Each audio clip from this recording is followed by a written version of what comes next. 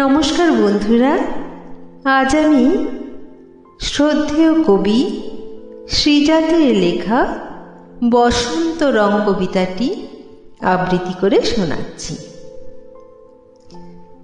বইছে বাতাস বসন্ত রং, আবিরে সম্মতি। তোমার গালে হাত ছোঁয়ালে কি আর এমন ক্ষতি? রং লাগিয়ে লাভ কি যদি মনেই সে না লাগে? আগেও দেখা হয়েছে জানি, এবার দেখা ফাগে। ইচ্ছে তো হয় হঠাৎ করে জড়িয়ে খুব ধরি, আকস্মিকের বায়না তোমার সতত সঞ্চারী। আশ মেটাতে তাস ফেলেছি তরুপে ইস্কাপন, হারবে খেলায় এ ফাল্গুনে অন্য রঙের যাপন। খুব মানাবে যেমন মানায় রাই সোহাগে কানো, তেমনি আছি সেছাই লোকে মানুক বা না মানুক। এক দাগে সই যায় না ফাগুন, থাকে সে গুঞ্জনে। দোষ না দিলেই হলো তাকে, প্রশ্ন চলে অনেক। উড়ুক গুলাল হাওয়ায় তাকে পরাবো অন্তরা, গানের মতো বাঁধলে জানি যায় না তফাৎ করা। একলা পাগল গাইছে তুমি ঠিক করো তার গতি, বইছে বাতাস বসন্ত রং, আবিরে সম্মতি। নমস্কার।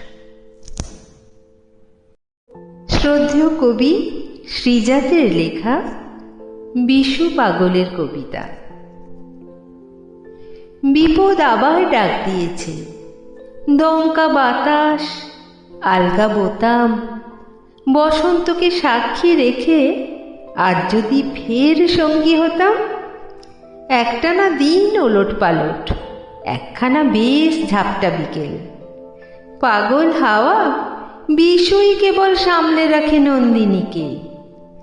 যা ইচ্ছে তাই বলুক লোকে, নিন্দুকে আর কি না রটায়। অনামি সেই বাস স্টপে যে দেখা হবেই পৌনে 6টায়। একটু হাঁটা, একটু চলা, একটু বসা পাড়ার রোয়াক।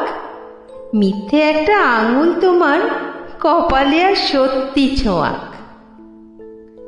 নমস্কার।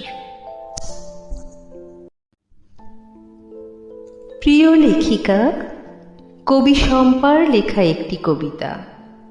কবিতার নাম অভিমান। সেদিনও এসেছিল বসন্ত, বুকে ছিল ভালোবাসা অফুরন্ত। তুমি আসবে বলে এনেছিলেন ফুল, গোলাপ, কদম, কৃষ্ণচূড়া। লিখেছিলেন গান, কবিতা আর ভালোবাসার ছড়া। তবুও তুমি এলে না, ভালোবাসা দিলে না। আজও তুমি জেনে নাও, ভালোবাসা না দাও, শুধু ভালোবাসাই নাও। আর কিছুই চাই না। হাসি মুখে ব্যথা দিলে তুমি।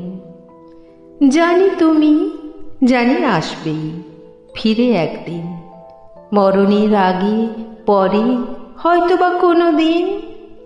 যদি তুমি ফিরে আসো কোনো এক শ্রাবণ মাসে, হয়তো আমার নয় স্মৃতিগুলো পাবে পাশে। নমস্কার।